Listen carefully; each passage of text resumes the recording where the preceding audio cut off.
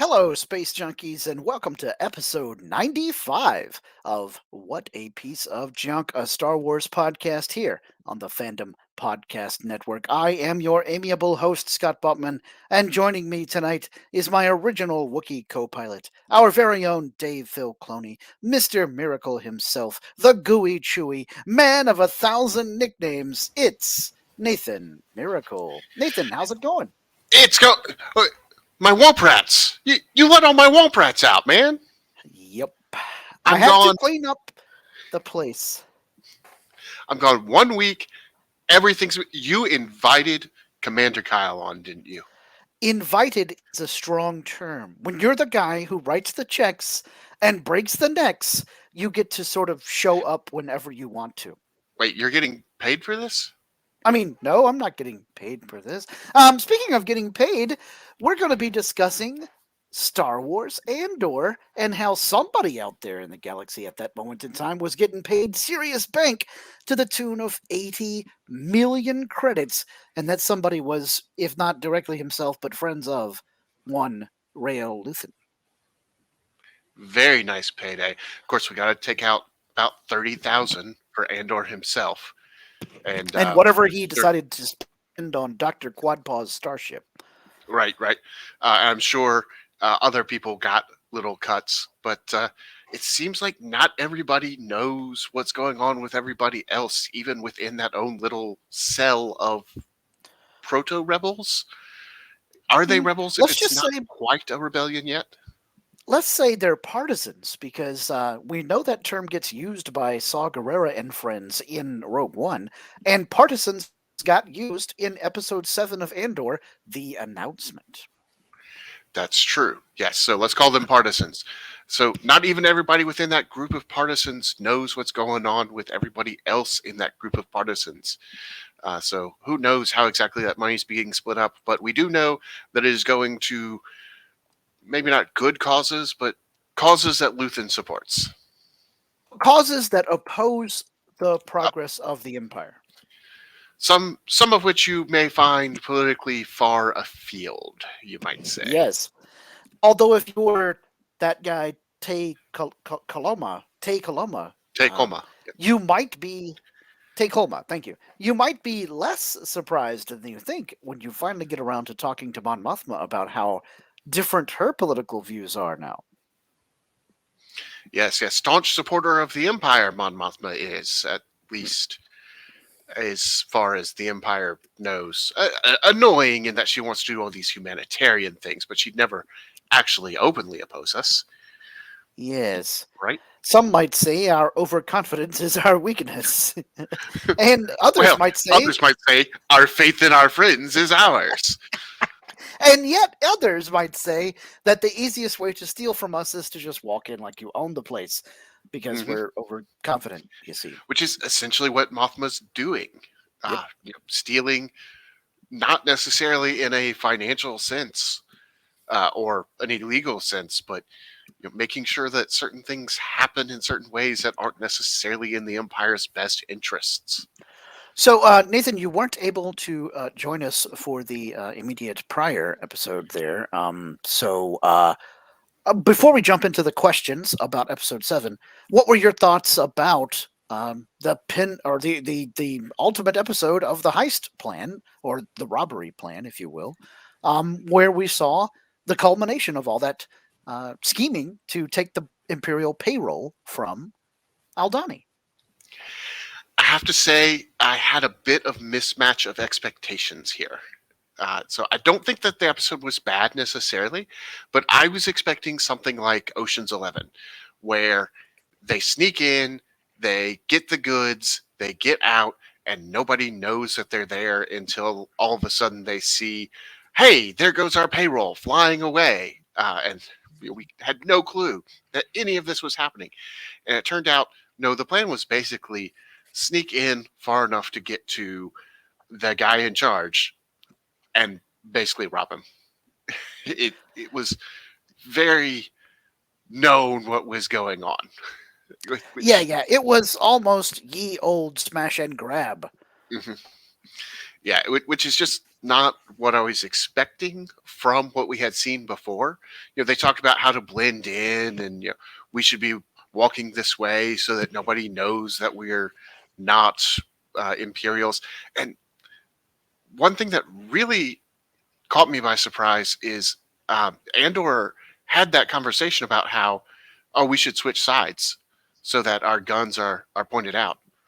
But then they didn't actually do that. Andor was still in the same position in the walking formation. And I just thought it was weird that they would call specific attention to that, but then not follow through with it. I think that was a slight physical example of the rest of the team never really taking Andor's word for things and not Mm. following his advice, but they should have. And if they Oh, yeah. did, perhaps more of them would have survived. Yeah, when Andor says, hold on, do it. Yes, Don't stand exactly. behind the giant pile Yeah. of money because Yeah. it will kill you. Don't be the communist that gets crushed to death by literal capital. Yes. Yeah. And apparently the credits are metal and I think heavy. like it's not even dollar bills. It's coinage, right. basically. It's not even paper money. Rectangular metal coinage. money. Yeah. An Yeah. interesting form of currency. But more on that later. So overall, you had a bit of a mismatch of expectations. Were you let down by the result, or was this kind of still the result that you were expecting? I was let down by how sloppy it all seemed. Like in an in-universe perspective, I thought it was going to be a better executed heist with fewer deaths. I did expect Nimic to die, just Yeah. because he's the idealist from a storytelling perspective. He's the guy who's too pure for this world and gets killed. So I was not surprised at all that he died. But they had two other deaths before they even got out the door. And then we did expect the whole, hey, we're mercenaries, we can just make off with this money scene. That's something we actually called out on this podcast as a possibility. So obviously I wasn't disappointed by that part. We knew it was coming. It was really just how they went in guns a-blazing that caught me off guard, that I didn't like as much. The episode was still good, still watchable, just not quite what I was expecting. And then that leads us to the seventh episode. I think that's how I feel too. Yeah, so that leads us to the seventh episode. So we've got our typical 5 questions to talk about that. So I won't go into too much detail yet. But Scott, with the 7th episode, this one's a little bit different than the ones that have come before it. What was your favorite part of this episode? So for me, my favorite part of this episode, it was actually a very small moment, which in some ways, episode 7, announcement, is a collection of small moments. And so for me, it was a case of when Dedra, the ISB commander there, or agent there, is talking with her assistant after Colonel Yularen has come in and, laid down the law and installed basically an imperial edict. Dedra says to her assistant, "This is terrible. We're playing right into the rebels' hands. This is exactly what they want us to do. We're overreacting. We're treating this like a robbery, and it's not. It's an announcement." So first of all, I like the part of the show where they say the name of the episode. And Yes. Secondly, I rewatched, just to break in a little bit here, I rewatched the episode today with Andrea. And when she said that line, I turned to her and said, "I like the part of the episode where they say the name of the episode." And she looked at me and said, "What?"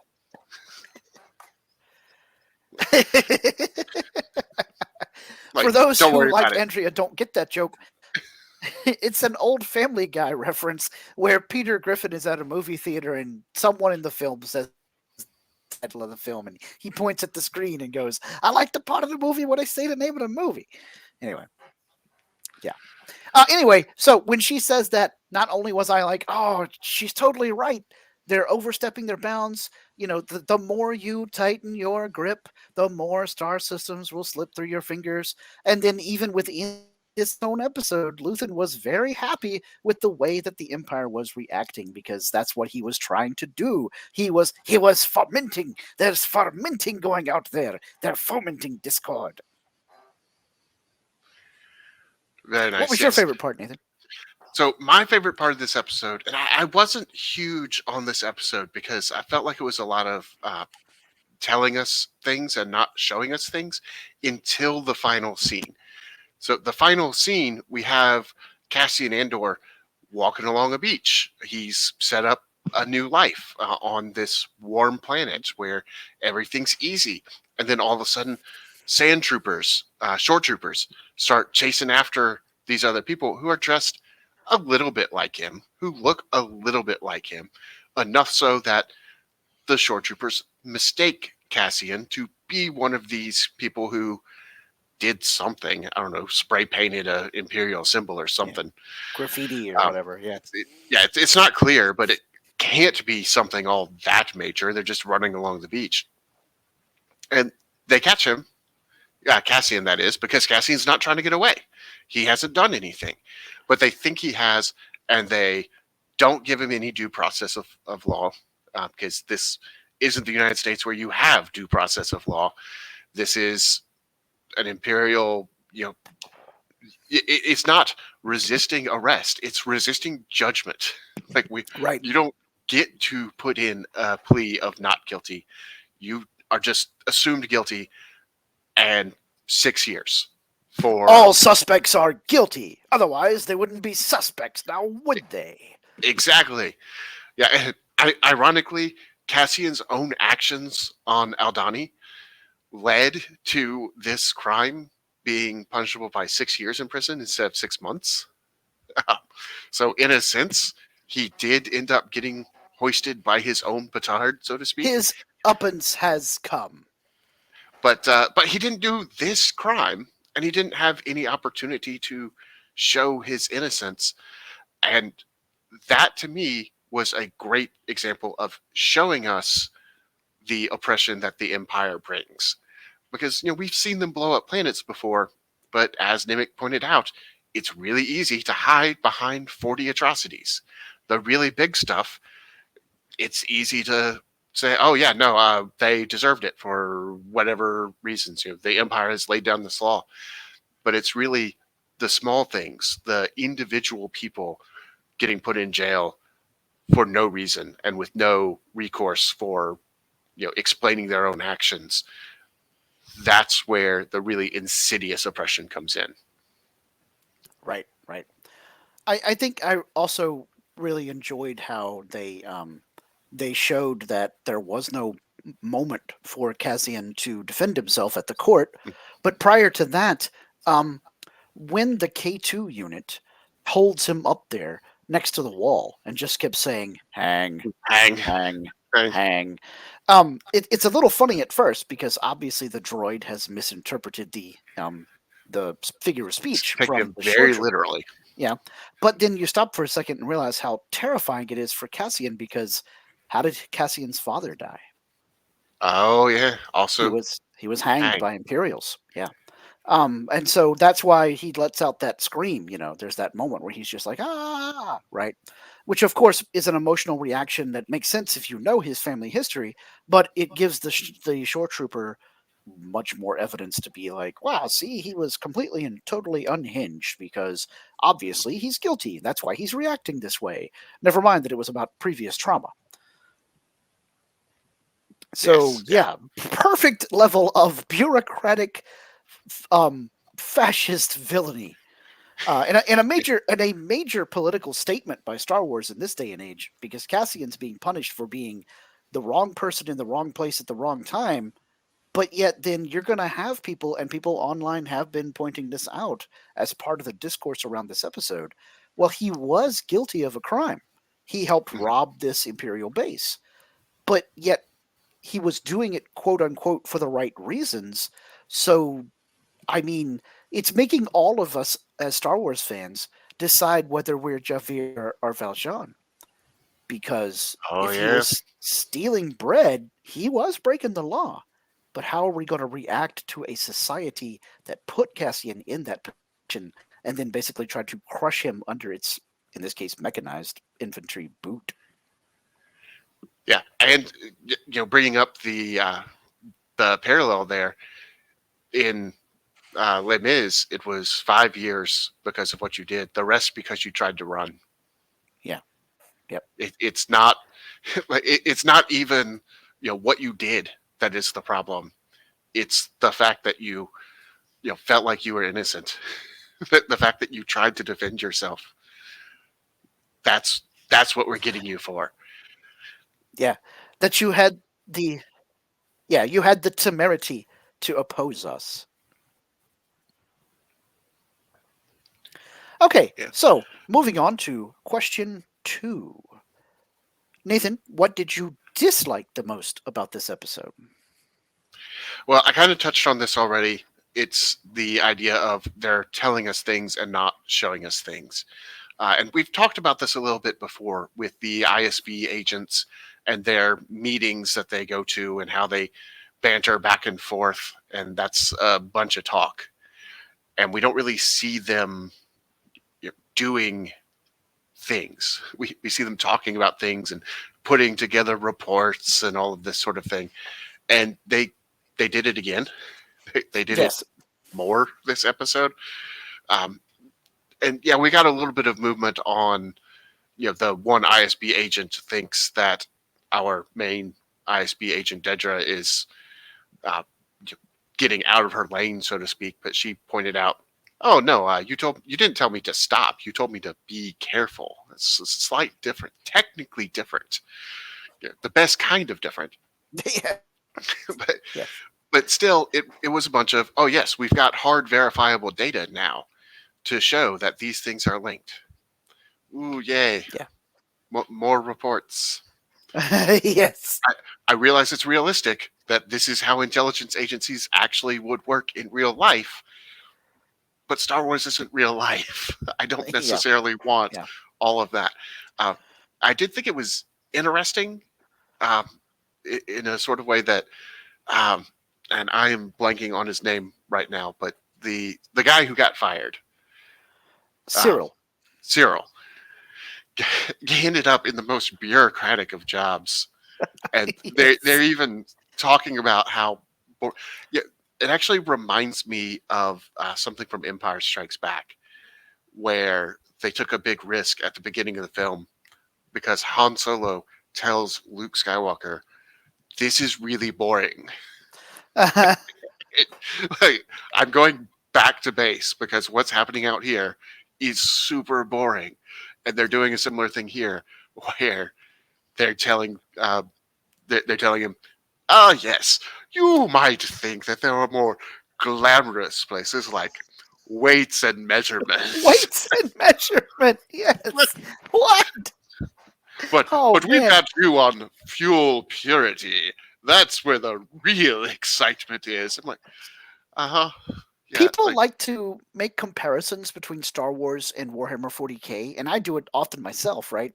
Because 40K as a property was inspired very much so by Star Wars. It was inspired by a lot of other science fiction throughout the years, too, of course, notably Dune and Judge Dredd. But this was the moment when they pull back and show Cyril standing next to his, I don't want to say cubicle because they're more of a hexical, his hexagonal desk station with dual monitors, I might add. his workstation. Yes, his workstation. That it felt like this was some down underground on Holy Terra imperial functionary in the Imperium of Man in Warhammer 40K, where the millions of quills, scribing things out by various scriveners for hours on end every day that basically accomplish nothing but keep the Empire running. And speaking of keeping the Empire running, we've got Darth Handsome himself, Big Lee Fillingsness dropping in. Man, Oh yes, my!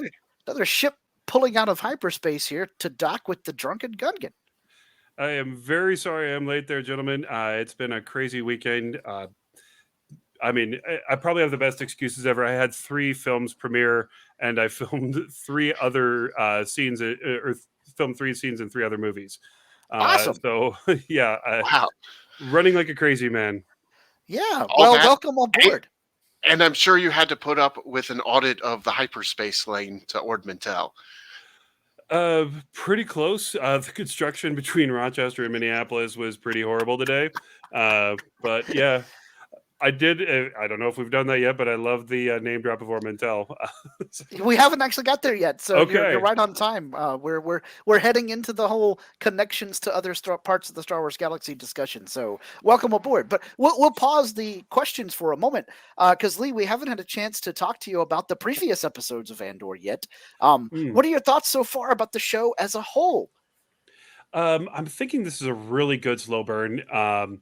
It's building tension in a way that Star Wars generally doesn't, in a way that I kind of wish that they had in perhaps episode 2 and 3, which is kind of hard to do when you know what's going to happen to a character named Anakin Skywalker, and you know that this person you never hear about again is probably not going to survive. Right. But with this, not really knowing what's going on for a lot of it, I think is brilliant. The setup, I like that they kept Andor as an ignoble person. He ended up being a good guy at the end, but at the end of Rogue One, but he never really became a good person. He used his badness in a way to help others, which I think is a really good choice that they kept with this. I mean, he's a thief, he's a scammer, he's doing all this stuff. He's very capable of murdering cold blood, just deciding to do that. And I think that was a great character choice. Obviously, kind of written for them previously, but keeping that in was great. I'm blanking on her name, but the actress that plays his mom, she's been one of these bit actresses. She's been working. I mean, the first time I saw her was 3 Men and a Little Lady. She plays one of the governesses. She was in If Looks Could Kill with Richard Grieco. She always pulls in these solid performances, and I love seeing her playing completely against type. I want to see more of Stellan Skarsgård's ship, because that's probably the coolest thing since the Millennium Falcon. Yeah, that's a good point. We haven't actually seen it in a while.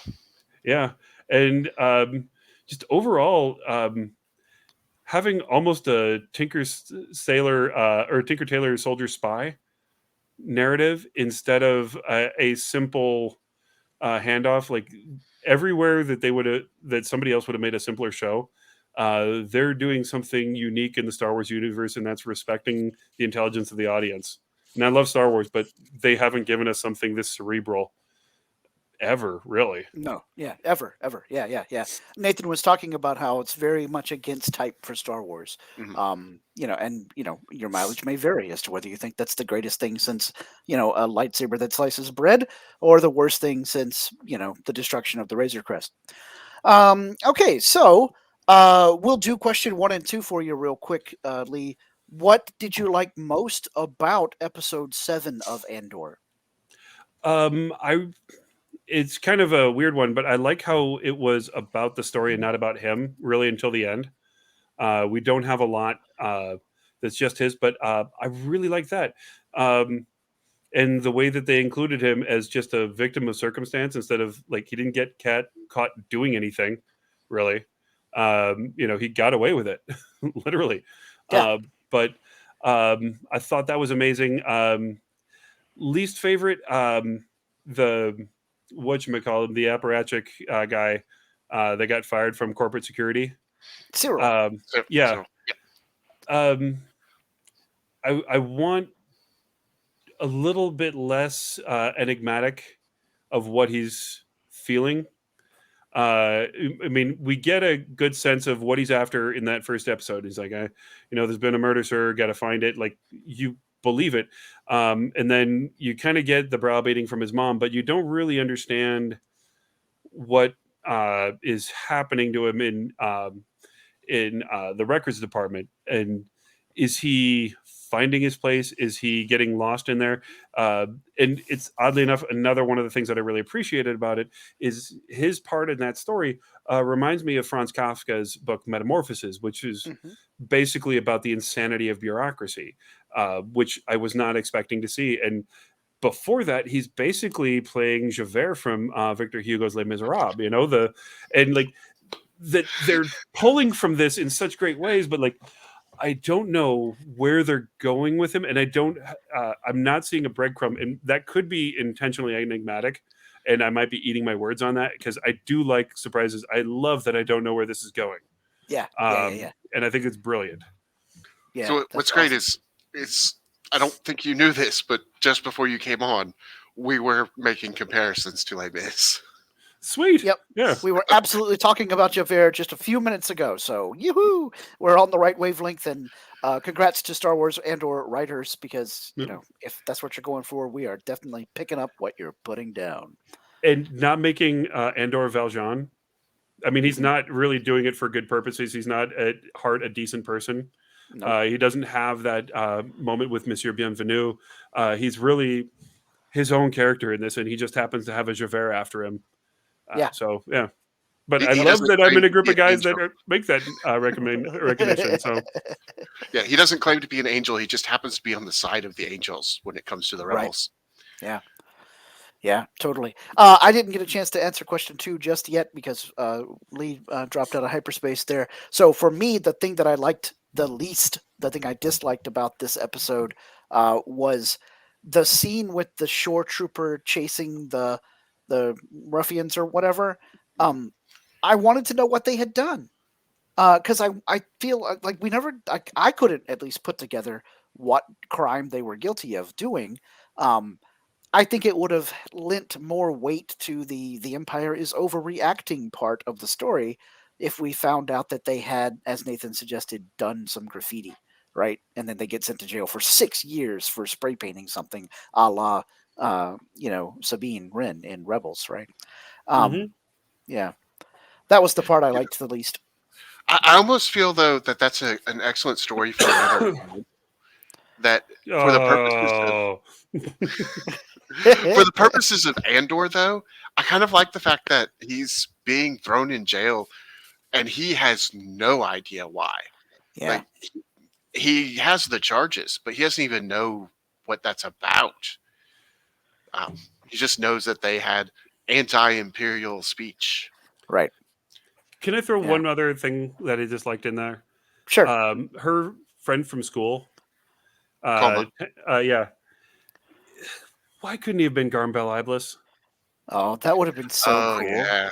I mean, that would have been so cool. If they're already establishing a rebellion, we've already got Thrawn, both live action and animated. He was such a great character, and this guy is set up to kind of be him anyways. Like, why not just make him? Yeah, this is kind of like when I was saying about Luthen. Why can't he be Talon Card? Yeah. So, yeah. Anyway, but I would have loved to have seen him be Garm Bel Iblis, and also, I don't know. I would have liked it to have been a little more definitive that he was already supporting rebels. I realize they can't really talk openly about it at the dinner party, him and Mon Mothma, but I would have liked to have seen a scene to really be overt about, okay, yes, both of us are working for the rebellion, but we didn't get that. But if it's also a setup that maybe he's another one of those spies that they're using, I mean, keeping it ambiguous keeps the tension.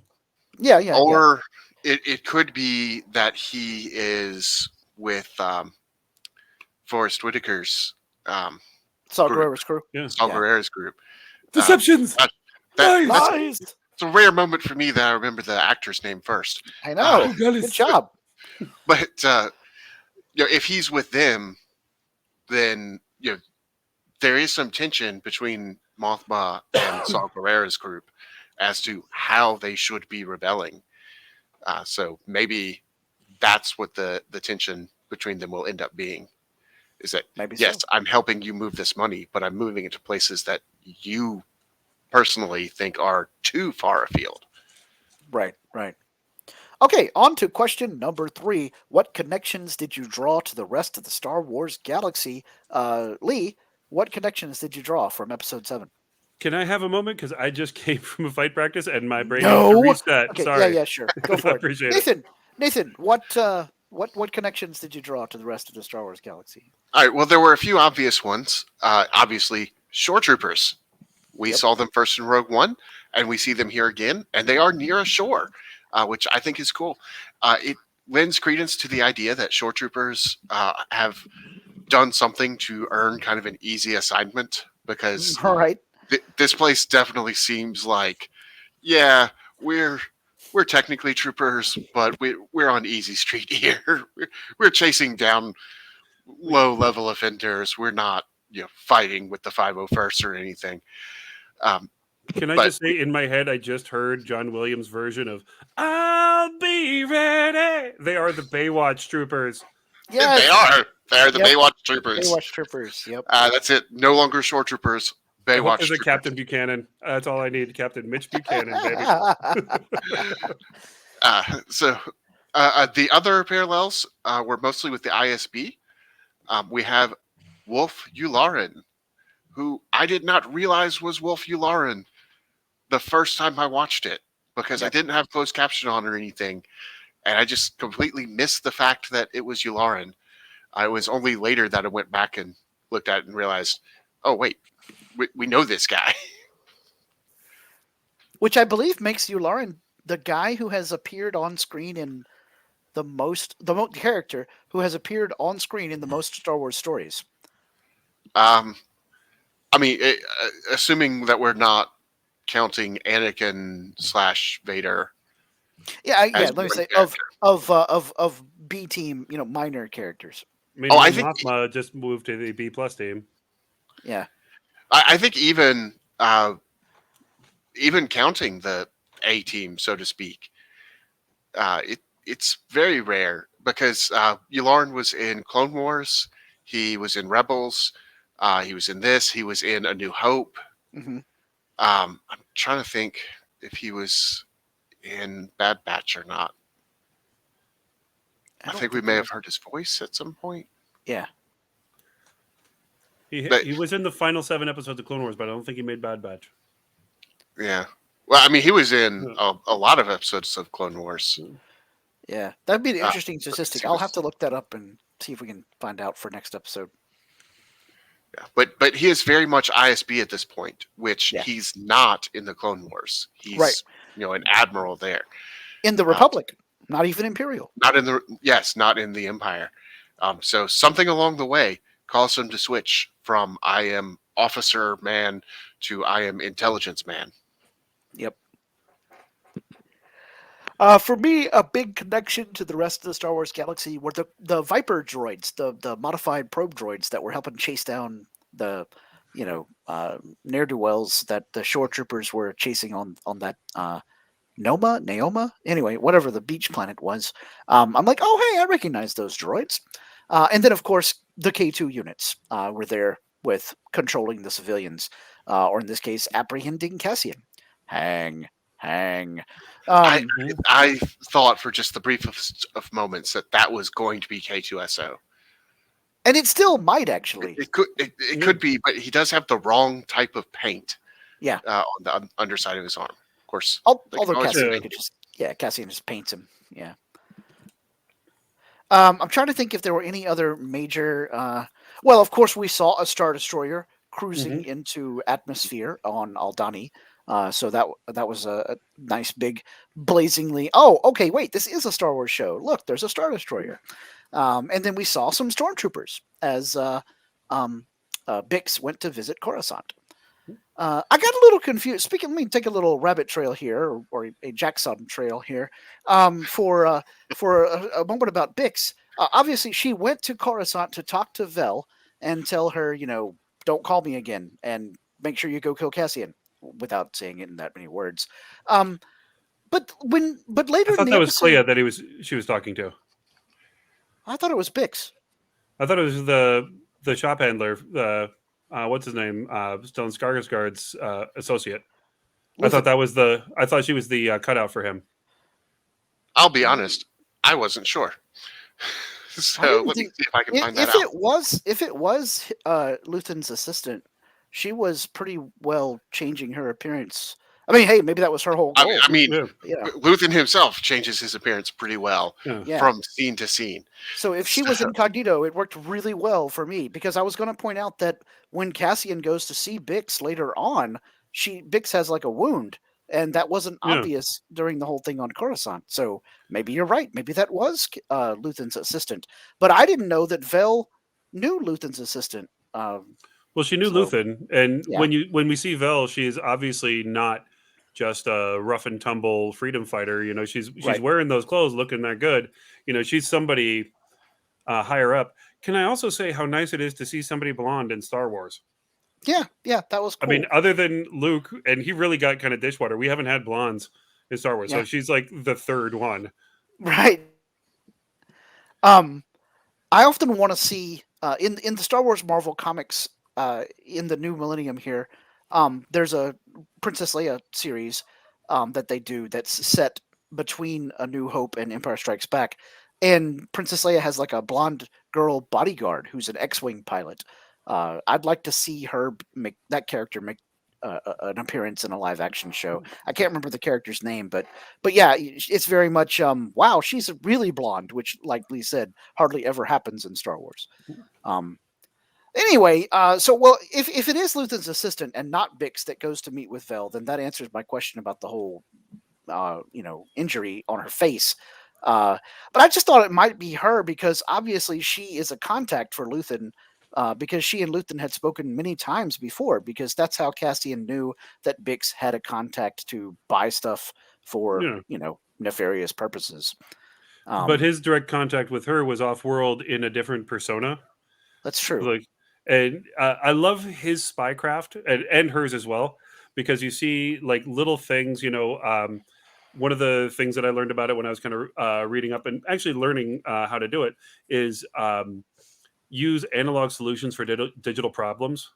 So weird little things. Luthen is who he is, unless he wants to be somebody else. So, like, as he's changing his disguise, he went from "I'm a very gruff, obvious Swede" to "so good to see you, Senator." And suddenly he's very much fun. He's a party guy, and he's great. I'll have one for you next week. He's changing just the impression of the person that he is. Yeah, And that's a big thing. And what if it is Clea that is the cutout, which is the person you talk to instead of talking directly to somebody in Spycraft? I've read way too many of these things. By changing her appearance the way that she did, changing you change silhouette, shine, clothing, material, all that kind of stuff. Suddenly, you change what people are looking for. So one of the things like bank robbers will always wear a crazy tie, like the stupidest, ugliest dad tie you've ever saw. And so, like, when they hold it up, everyone remembers that stupid tie because that is like the most blatant detail. Like, what is that? And it takes your attention away from someone else. So, if we can't recognize whether it's one actor or the other, even after we stared at them in HD, they're doing a good job. yeah, Now, definitely. I will say that is robbers who know what they're doing. Yeah. I used to work at a financial institution, so I have a little bit of experience with some robbers, but they didn't know what they were doing. Fair enough. One of them got caught down the street covered in blue ink because when they said no funny business and the teller didn't give them the die pack, he leaned over the counter and said, "I want that too." So not all robbers Yeah. are smart. Yeah. Yeah. It's like, give So me that other bundle of money that obviously has the die pack in it.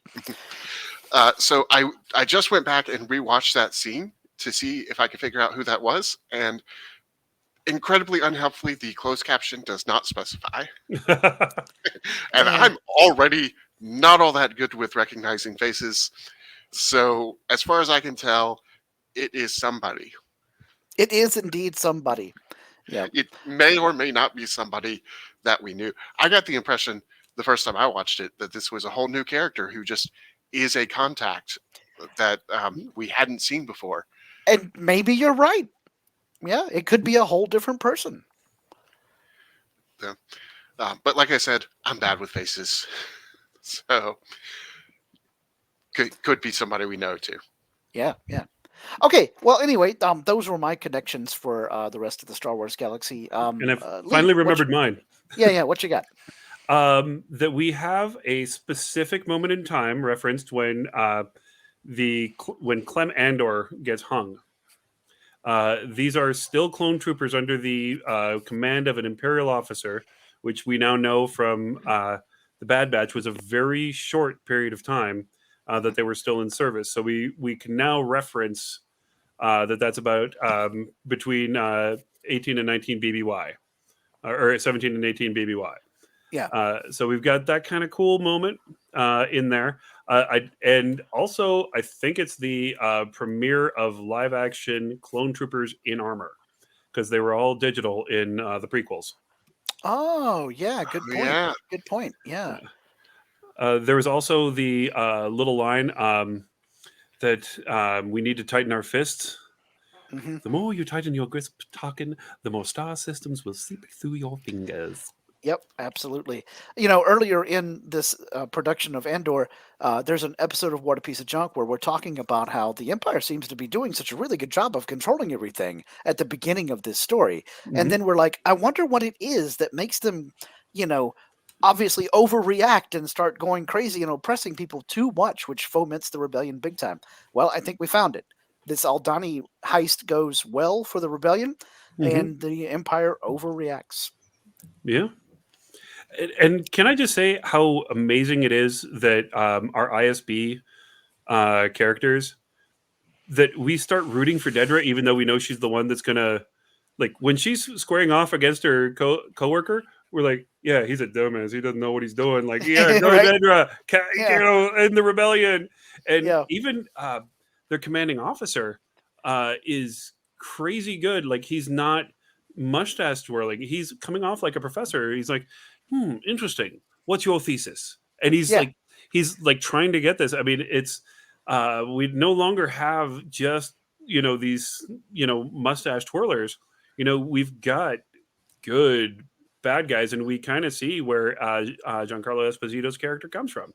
Moff Gideon, we see like, okay, there is intelligence, there is animus, there is something worth fearing in these guys other than numbers, and I just love what they're doing with that, especially because as soon as we're watching just them, we're rooting for Dedra against everybody else. We're rooting for her success, even though it means Andor and our friends that we relate to don't exactly get the best end of things.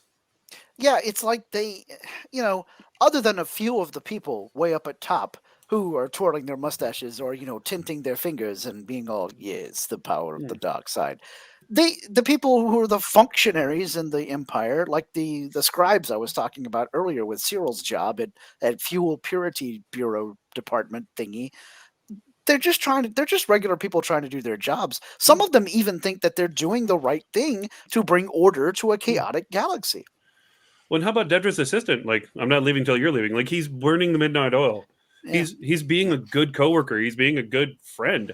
Like, Yeah. we don't get that in the Empire. This is groundbreaking for Star Wars. Like, actual understandable characters on the dark side. Yeah, yeah. And I think it also helps illustrate that a big part of the rebellion was making sure people knew what was happening. Because once a lot of the Imperials found out what was going on, they defected. Because they were like, whoa, I don't want to be a part of this, because they thought they were doing the right thing. Now that happens more in novels and stuff than it does so far in TV shows, or movies. But I think we'll see more of it. And of course, in the sequel trilogy, Finn and Jaina talk a lot about that happening with other stormtroopers in the First Order for the same reason. Once they found out, wait, this is just Empire 2.0. We don't want to be a part of this. Or in some of their cases, hey, they kidnapped me from my family. I don't want to be working for these people. Yeah. Oh, And it you mean seems you to mean the have Jedi? Right. Yeah. Exactly. So the same. It's like poetry. It rhymes. Star Wars ring theory. There, the First Order was doing the same thing that the Yeah. Jedi ended up doing, because after a while, we're going to talk about Kafka again here. Yeah. After a while, the bureaucracy expands to meet the expanding needs of the bureaucracy. Mhm. Yeah. We need to get those weights and measurements and the fuel purity. When getting back to the First Order, it's like, oh no, they took them as babies. Well, is that better than raising them as babies and sending them out at 4 years old as soldiers? Because that's what the New Republic did. Yeah. So, but it's interesting that we seem to have more of this. Oh, I recognized the evil that's going on, and therefore I'm defecting with the First Order than we did with the Empire. And I think it's because the First Order doesn't have an organization like the ISB that's making sure everything's going correctly. They're a lot more open about the whole, we want to bring back all the stuff you hated about the Empire. Yeah. We want to blow planets up. That's our mission statement. We started with that, whereas the Empire, ended up doing that with Alderaan. We started, our announcement was we're blowing up 5 planets because we can. Right. So I think that's an interesting point about how the Empire was much more. We've got functionaries who, think they're just part of the system. Yeah. Whereas the First Order was very much, we're taking over. Yeah, totally. Okay, question number 4. Take it away, Nathan. All right. Well, this episode was quite a bit different than the rest of the episodes. It was a bit of a standalone episode, not necessarily directly related to the Aldhani Caper. What are your opinions about that fact? We have heard that this episode is going to be a little bit different from what comes after this episode, too. So what did you think of this episode as a standalone? Do you like the fact that we're taking this moment to have a standalone episode? Just what are your thoughts? Lee, we can start with you. I think it's fantastic because we never, with a victory or defeat, we never see more than a couple minutes in Star Wars. We have, Battle of Geonosis. Begun the Clone Wars has. And then nothing. Obviously in the Clone Wars, we did get some expanded, but in live action, no, we blow up the Death Star. Hey, there's a ceremony for 3 people. And only 2 of them get medals, not the rest of the X-Wing pilots that, flew cover and did everything. Like, yeah, it's okay. But, we get, most of them were dead. Yeah, we're going to go to a party with some Ewoks and really impose on their hospitality. How did they have enough room for that many rebels to party? But hey, but with this, we see people responding to it.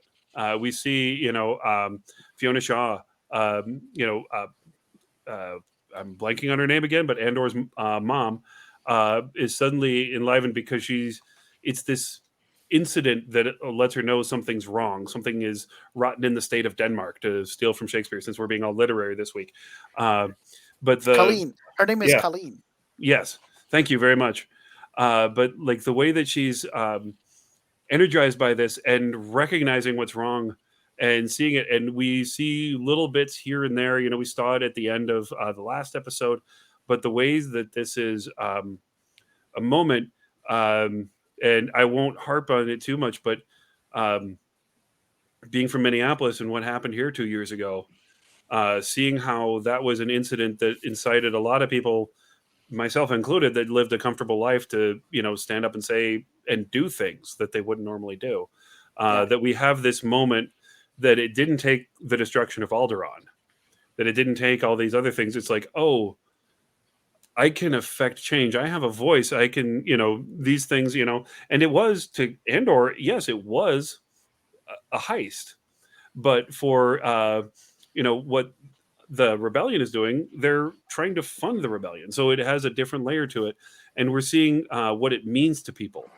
The way that it infuriates the ISB, and how Dedra recognizes, this is going to be the thing that marks our downfall. There's a great scene in the movie Gettysburg where Sam Elliott is playing General John Buford, and he's got orders, and he's like, they want me to hold this line, but I'm looking across this battlefield, and I see this hill just looking right down over everything, and I can just take it right now, or I can disobey orders, and if I disobey the orders, I'll have the high ground. But if I don't, many years from now, people will thump their chest and talk about how bravely we fell and died. It's this moment, you can see it clear as day. It's absolutely beautiful. that we have something crystallizing universally instead of like, they killed Owen and Beru. Now I'm going to go join the Empire. Oh, they killed Obi-Wan. The Tuscans killed my mom. Like we have these individual reasons, but we don't have a universal reason. This is a great like societal change. I think it's really cool. Yeah, definitely. I'll pile on with what Lee said. I also liked that this was a standalone episode, and we got to see some aftermath, and not an aftermath written by Chuck Wendig. Hey, Thank goodness. yeah, and so I enjoyed that we got to see the fallout. Although I will agree. Nathan was saying earlier about how the show Andor doesn't always have that much of a Star Warsian feel to it. And this very much felt more like an episode of Star Trek Deep Space Nine than it did in any kind of Star Wars story, which is not a bad thing. I love Deep Space Nine. My favorite Star Trek. Yeah, but this is not the kind of story that I go to Star Wars when I'm thinking about getting it. You know what I mean? Like, and I think that this series Andor is broadening the horizons of a Star Wars story that will really be instrumental in the longevity of the franchise for decades to come, much the way that Deep Space Nine was for Star Trek itself, by the way, back in the 1990s. But it also means that contemporary fans will be having some things to say about how, well, this isn't Star Wars, it's something totally different, which to a certain degree is true. But it's taking some Star Warsian elements, some Lucasian elements, George Lucas style storytelling, and then building them out for a contemporary audience. So I think that it was a good thing overall that we had this kind of episode. And I get major props to Lucasfilm and whoever the person in charge of Lucasfilm is right now that gave this series the green light. Oh, that's right. It was Kathleen Kennedy. So thank you very much, Kathleen Kennedy, for giving Andor the green light. Nathan, what do you think for question number 4? It's interesting that you bring up Star Trek, because I was going to bring up Star Trek as well, but I'm going to bring up Star Trek The Next Generation. Okay. And specifically an episode called Family. This was the second episode of, I believe, the 4th season, if I'm remembering correctly. It happens right after part 2 of Best of Both Worlds. Best of Both Worlds is the two-parter where Jean-Luc Picard gets assimilated by the Borg and becomes Locutus. And for a while, in between those 2 seasons, they weren't sure if Patrick Stewart was coming back or not. They were actually setting up for Riker to become the new captain, because if Patrick Stewart had said, "Nope, I'm out," then the story would have gone a much different way. But as we all know, he did come back. Patrick Stewart, Captain Picard, stayed on board. But the very next episode did something incredibly unusual for Star Trek. The first time Star Trek had ever done this sort of thing. It took an entire episode just to recover from that. In Family, Jean-Luc Picard goes back to Earth, and he spends time with his brother, and they talk about what he's going to do in the future. Does he want to continue captaining the starship after this harrowing experience that he had? So I see some parallels between that episode and this episode. This is an unusual type of episode in that we are recovering from big action. And we don't get a lot of opportunity to do that in Star Wars or any other media. It's a fairly rare thing. So from that perspective, I did like this episode. As I mentioned earlier, I do feel like this episode went a little heavy on the tell, not show. I didn't like that part as much, but it's interesting. I enjoyed it. One other thing that I want to bring up in this episode, we talked a little bit about Syril and his new functionary position of, I go to this workstation, hexical, or whatever we want to call it. It really hit me on the second viewing. I didn't notice it so much on the first viewing.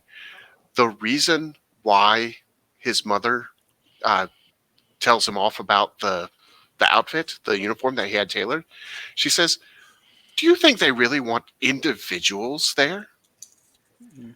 I'm thinking that he's going to have a much bigger role to play in the future because he wants to be an individual, because he was expressing his individuality before with his tailoring options in his previous job too. I really enjoyed that. Go ahead, Lee. Something just occurred to me. What if she's really Norman Bates' mom? Like, And what if? Syril is Yeah, a serial killer. We've already seen him kill a bowl of cereal. yeah, yeah. And but like, he's so milk toast. He's like, he very much looks like Anthony Perkins, but like, she only interacts with him. She only True. points out his flaws and insecurities, and we True. see like when you put him in that desk. It honestly reminded me of that final scene of The Shield, where what's his name's Chickless, character, chickless. Chickless, tricks them into giving him immunity for everything that he ever did, but then they put him behind like a regular desk, and he can't be a powerful cop anymore, and you just kind of see this disappearance on his face. Like the moment that they did that to him, like you just see him disappear, become somebody else, like a Patrick Bateman. Just like this is somebody that's going to snap hardcore if he hasn't already. And I'm just like, I feel like his mom is Tyler Durden or Mrs. Bates. Like this Oh, guy is crazy. you think Mrs. She's not real. She's not real? Oh, wow, I, wow. I it's possible because, as you pointed out, she has not interacted with anybody other Except than for him. the lady across the hall, which moved on without saying but- anything. Yeah, I was going to say, have we seen any actual interaction there? Yeah. Ooh, that's super creepy for a Halloween era, Halloween season episode here. Yeah, that's interesting. I liked that when Cyril's mom told him, with your high collar. Do you know what a high collar says? It says, "Look at me, I need attention." And after that speech, we hard cut to all those ISP agents with their high collars. This is just, come on, this is just so well done. It was great. All right, so question number 5, last of the questions here, then we'll take a quick break so you can find out more about what's happening with the Fandom Podcast Network. Nathan, I'll let you take it away again because it's a subject near and sort of dear to your heart. Well, as I mentioned earlier, I did used to work at a financial institution, and I am still in accounting, if not directly with financial institutions. And we mentioned this a couple of podcasts ago when we talked about how they have physical money for the empire. And Scott and I speculated that maybe there are no more banks, because after all, the banking clan was a big deal in the previous Civil War. Maybe the empire just dissolved all of them, kind of like they later do with the Senate. But then we hear about them in this episode. So the question is, what's the deal with the banks? The guy from Chandrila, the friend of Mon Mothma, Tay Kolma, speaks of himself as a typical banker. But with all this cash floating around, we thought there might not be banks anymore, that everything is hard currency. So what's the deal? Any theories, thoughts? Scott, I'll let you take it away first. I'm totally flummoxed like you by this episode where Tay shows up and Mon Mothma's all like, "Hey, banker friend, I need you to help me access my family's money at the bank." And I was like, I don't understand. What? I mean, are banks simply just depositories? Is it like a bunch of safe boxes out there with piles and piles of credits? What is the deal with whether or not we have, like, there doesn't appear to be any kind of digital money, certainly no cryptocurrency or any kind of decentralized finance. Buy crypto, symbol of liberty. Anyway, but it even when we get to post Return of the Jedi in the Mandoverse era, we see at least in the first season, and is talking to Grief Karga, and Grief is all like, "I can pay you for this bounty, but I'm going to have to pay you with a variety of currencies, including Mon Calamari Flan," right? So uh, I don't know what to think about. Are there any banks or not? Obviously, there are banks of some kind, because that's why Mon Mothma needs her friend's help. And her family, for generations, apparently, has putting money into this bank. Perhaps it's one of these things where certain planets or even star systems have their own banks, but there is no galactic bank, right? So like if Mhm. you go to Mandalore, as or sorry, let's pick a less exploded planet. If you go which would be to most of them, yeah, except one if you or two. go to Well, Chandrilla, Okay, maybe not most. 6. Yeah, hold on. Gotta keep counting. 7 if you count Scarif. Like, is that more blown up or less blown up than? Because like they only yeah. did one battery, but yeah. Anyway, like you go to Chandrilla and you can anywhere on the planet of Chandrilla, you can go to the Bank of Chandrilla and withdraw your 72 Starbucks, right? But then like you leave Chandrilla and go to the moon of Chandrilla where there's a nice casino run by a local tribe, right?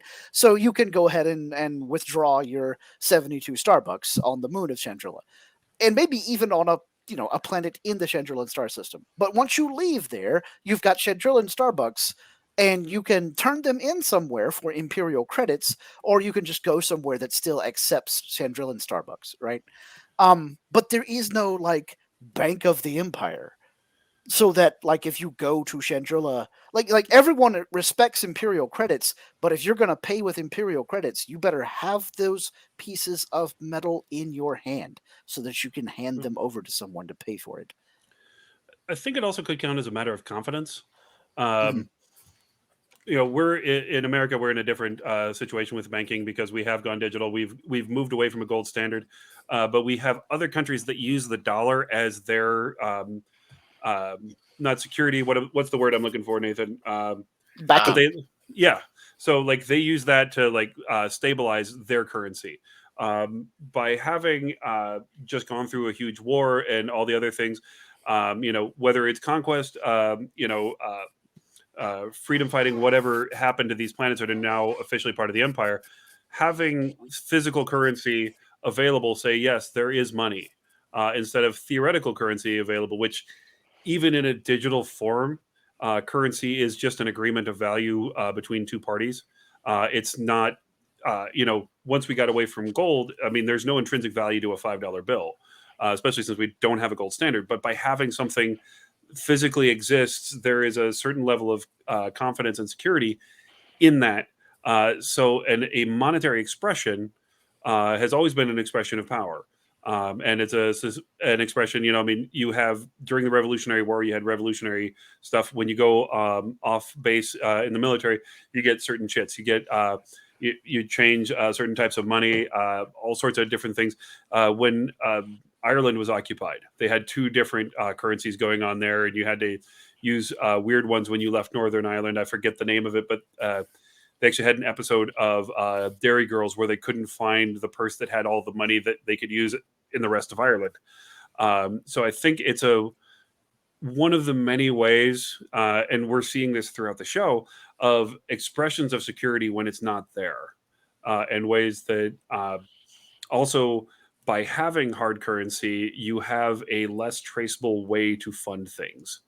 And when we have an art dealer as kind of the way to uh, use as To an transfer intermediary, it's also that's one of the best ways to move black market funds. Yeah, So I Johnny he's can Washington sell, money.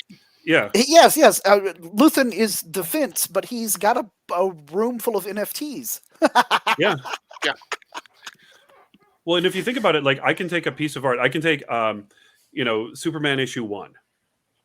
Now I cannot carry $325,000 on an airplane. I have to declare that. But if I have a comic book, I can take something worth $325,000 over here, and then I can take that to Switzerland, sell it to my fence in Switzerland completely legally, and now I've got this thing. If I sneeze on a canvas right now and write Kilroy was here, and you're an art dealer and you decide this thing is worth $1 million, then somebody gives you the $1 million for that, and that can go to anything that I can buy with hard currency. But like, it's a good way to set up like this is how you fund a rebellion, and by Yeah. having those chits, because we didn't really see them. I think the only time we ever saw coins was in episode 1. Am I right? We see Qui-Gon Jinn Yeah. carrying Republic credits. He's got like they're like black and yellow dollar Yeah. bills, basically. And we saw coins in Solo when That's Lando right. and them Yeah. are betting things for the Sabak because they're putting real money, hard currency Yeah. into the pot, right? W- And of We course, we do saw the see coins in Episode 6 of Andor. Yeah. in episode 4. We do see an alien purchasing Luke's speeder, but we don't. We It's don't too see the far money. Yeah. away, too out of focus to see the actual money. We just see them handing something off. Yeah. Yeah. But now there's something that they can sell to us at Galaxy's Edge, and I'll buy it because that's who I Yes. am. Oh yeah, I'd buy Yeah. that too. Absolutely. Absolutely. Give me a stack of Imperial credits, you know. Can I just So say then when that we, was a great question? yeah, it That's was a why I great love question. talking to you guys. Like that was I love it. So thank you. Yeah. Well, I've And I got to. can't leave the topic without commenting, you know, no gold standard. You're absolutely right, Lee. This is why DeFi, decentralized finance, is great because the blockchain is about how knowledge is what's backing the currency because you have to solve an equation to get the crypto coin. All right, I'm done. I'm not going to turn this into a crypto bro thing. All Anyway, right. Well, good, because I'm going to talk a little bit, and it's not about cryptocurrency at all. So a few things. One, nice Dairy Girls reference. I just saw that episode not long ago. Right? And I am a dairy girl. But Scott, you mentioned the possibility that banks are just a place to physically put money in the real world. That's what banks started out as. ding, ding, ding. There was no. I mean, you got a piece of paper that said, "I have this much money in this bank," and that was it. I mean, you could go back to that bank and tell them, "Hey, here's my slip of paper that says I have this much money here. Give me this money." Now, banks eventually figured out, "Hey, we can just write those slips, and not everybody's going to come get all their money at once. So as long as we don't do too much of that, we can make money, like actually literally create money by lending out money, and then people will pay us back with interest." And actually, banks increase the amount of money in the system. So oftentimes we think of the government as being the thing that prints money, but banks actually do cause money to increase within the currency system. But that didn't used to be the case when banks were literally just basically safety deposit boxes. So it's interesting to think of how that might apply to a galaxy far, far away a long time ago. Although the second part of that sentence there that you just said, but it's at the beginning of the preamble, a long time ago. Maybe that's why their banks seem so rudimentary to us, because this is the past. This is the ancient past. So it's just a big vault somewhere that they keep stacks of credit or flan or Starbucks or I don't know. Well, but to draw a more modern comparison, let's look at Europe and the European Union, which has the euro. Before the euro, every country in the European Union had their own currency. And the United Kingdom decided to keep theirs, the pound. So they had the pound and the euro at the same time. And then once they left the European Union, they still had the pound. So I think it might be a situation similar to that, where every system did have their own currency. And then you've got this one overarching currency, but then within those own systems, you could use their currency.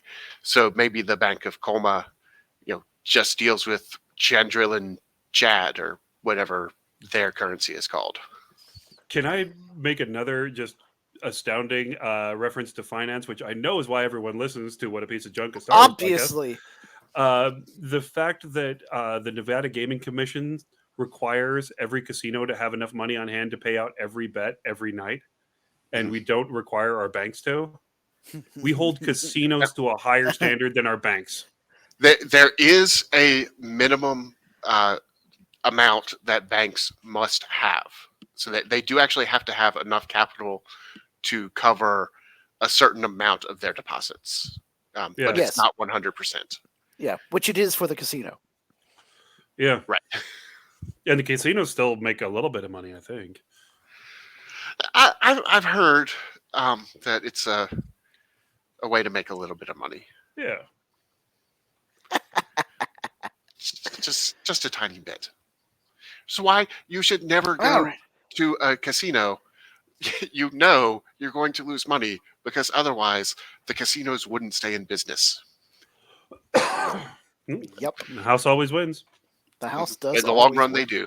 You might win in the short run, but don't stick around. Yep.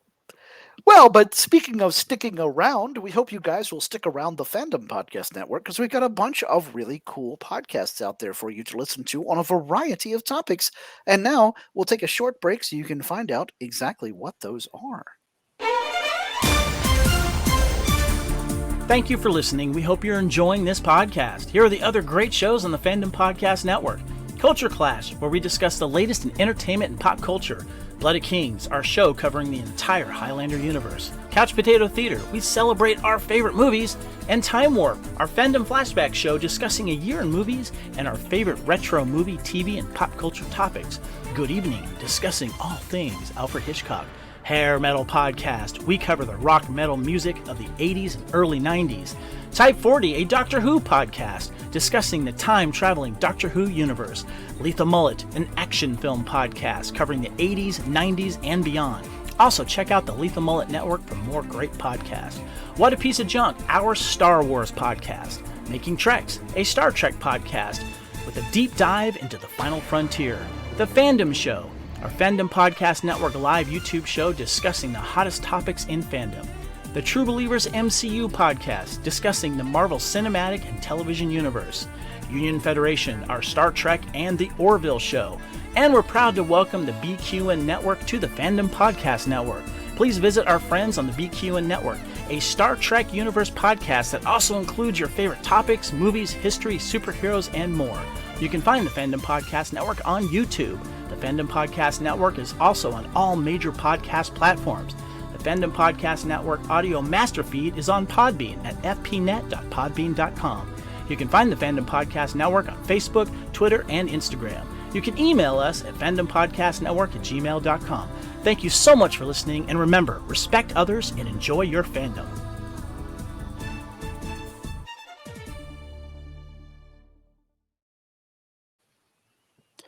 All right, great. Thank you so much, Kevin, for telling us about all those other shows.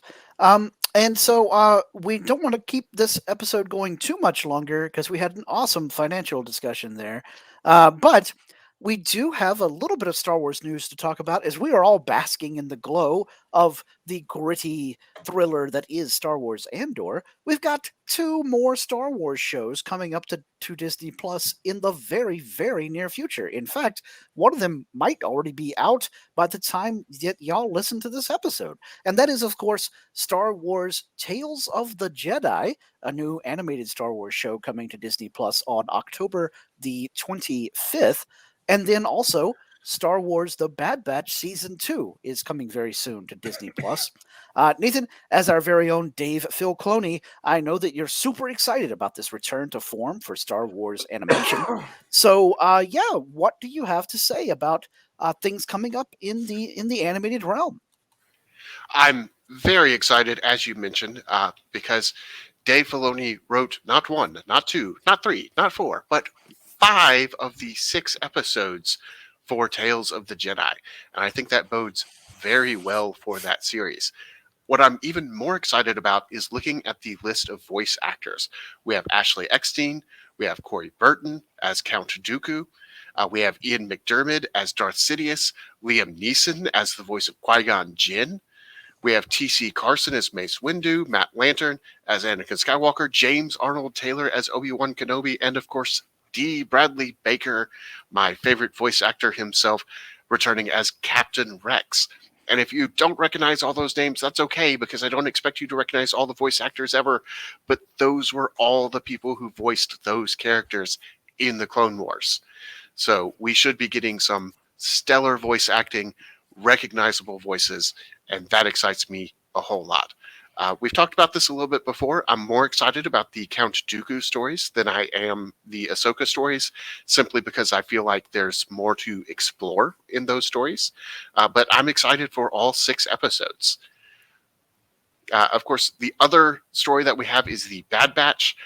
It looks like there might be a slight time skip there, so we might get a slightly older Omega, which I think would be good, get us a little bit away from the start of the Empire, but we're probably still going to be in the early days before things like Kenobi and Andor. So I think that's a good area to explore as well. Yeah, I misspoke slightly. Tales of the Jedi comes out October 26th, not 25. Yes. My bad. Missed it by that much. Yeah. But 3 but days yeah, from the date of this recording. yes, I am super excited to see this Tales of the Jedi animated series because we don't have a whole lot of younger Count Dooku stories out there, and this is going to have a few of those stories, which I think is really cool. It's a 6-episode series that's basically going to have 3 of them as the light side point, and then 3 of them are the dark side counterpoint, almost, with the bookends being Ahsoka herself and Count Dooku. Which one other thing that's really fascinating to me about it with Darth Tyrannus, or well, he's just Count Dooku at this time, is we get to see him interacting with Qui-Gon when Qui-Gon was young and just sort of beginning in the Jedi Order. So that'll be pretty fascinating. Bad Batch Season 2, I'm excited about it. I don't have as high hopes for it as I do for Tales of the Jedi, just because I enjoy more of the Force and the Star Wars mysticism and stuff. But I'm definitely going to be watching the Bad Batch Season 2. It looks really great. And good to see D. Bradley Baker getting some more work because well, okay, that's a joke. He has tons and tons of work because he is so many different characters across Star Wars. And Lee, he was what are your... Eagly on Peacemaker. That's right. Yes, he was. He was also the Rat in Suicide Yep. Squad. Yep. He's prolific as an animal voice actor, which makes it interesting to me. The only reason that he has voiced more human characters than animal characters is because he is all the clones. Right. If not for that, he was also Perry the Platypus and Diogi in those cartoons. So great. Oh, All man. right. Anyway, Lee, what are your thoughts about the upcoming Tales of the Jedi and Bad Batch Season 2? No, I'm looking forward to both of them. I'm actually a little bit more looking forward to Bad Batch than Tales of the Jedi, just because we know how the characters end up in Tales of the Jedi. True. That said, I am really looking forward to some Count Dooku and Qui-Gon Jinn stories. Yeah. Qui-Gon was a great archetype that we never really got to know. I mean, we just had a couple hours to get used to him, and he's playing, a traditional samurai, kind of wandering warrior poet, but not much. We got a lot more Dooku thanks to the Clone Wars, but in getting more Dooku, I hope that the fandom will realize he is the only person from the prequel trilogy who realized all of his goals. Yeah. He brought about a confederacy of independent systems. He could destroy the Sith and the Jedi, both things that he said that he wanted to do. He pointed out the corruptness in the Republic, and he did it all. And I think that, and he's a very cool character. The fact that both in the movies and the book, they talk about how he was one of the very few to leave the Order. Like, that's a story I want to know. That's more fascinating to me. I wish we would have had that story before Obi-Wan. I loved Obi-Wan, but we know how that one ends, and we really know how it starts. With Dooku, we just know how it ends. Right. Yeah, I want to see how he came to be the political idealist that Mace Windu was confident could not be a Sith. But with Bad Batch, they had some struggle episodes, obviously, and they kind of had to establish a lot of things. But I loved that show so much. I love where they left it. I love that. What's his name? The sniper took his chip out, and he still made that choice. And he still, I love that was the decision that they made with that, so that it really did keep the idea that these guys have their own personalities.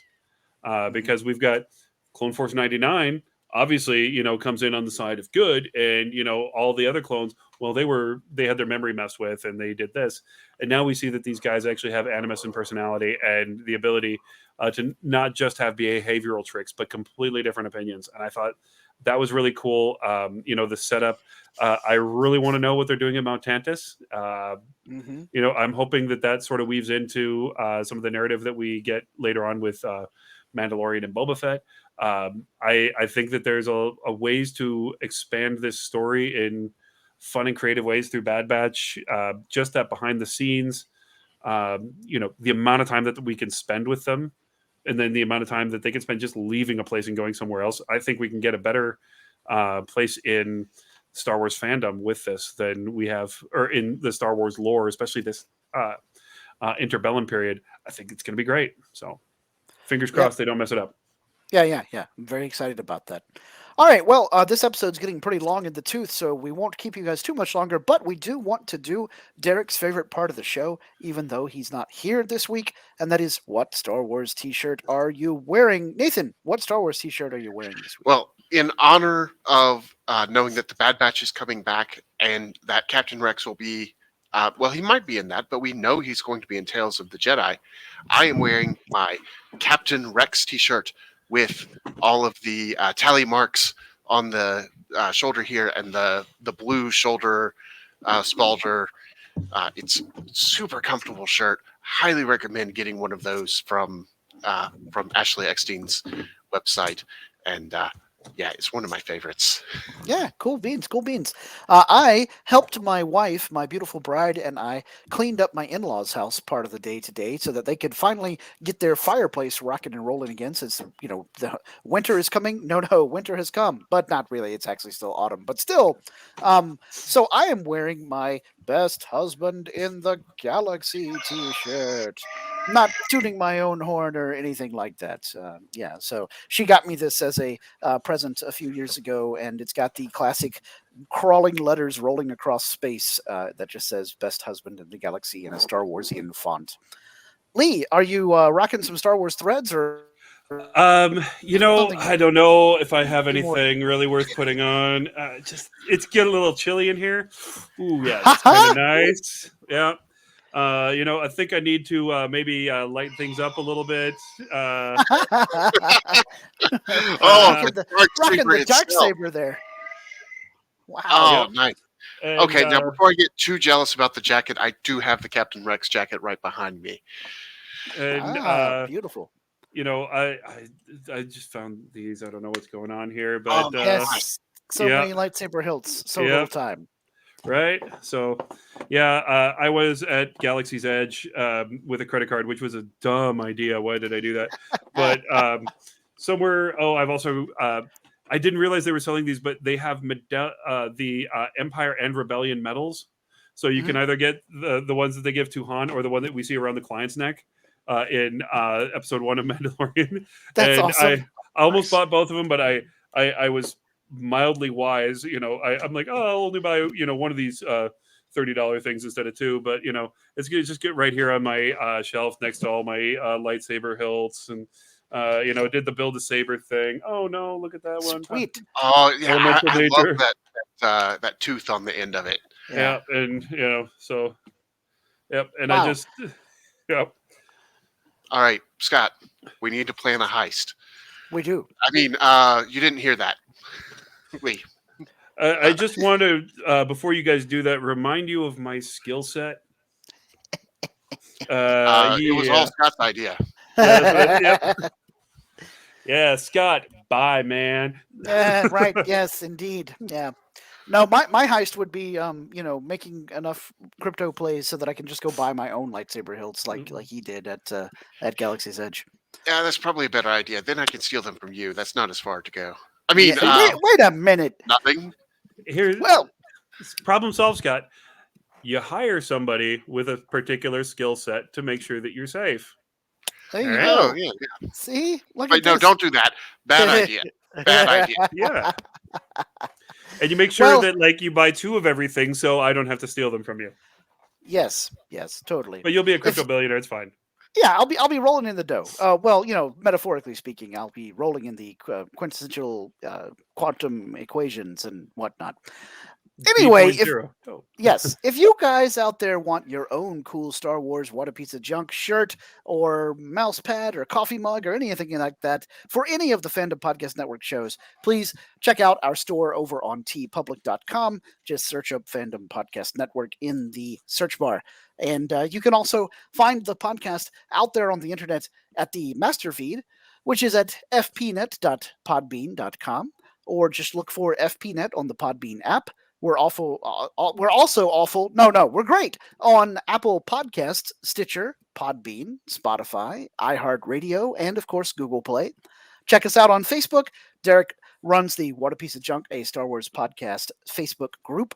You can email me between shows at whatapieceofjunkpod@gmail.com. Over on Twitter, we're at WhatWars, and Instagram, we're part of the Fandom Podcast Network account. And Nathan, why don't you let folks know about those Apple Podcast reviews?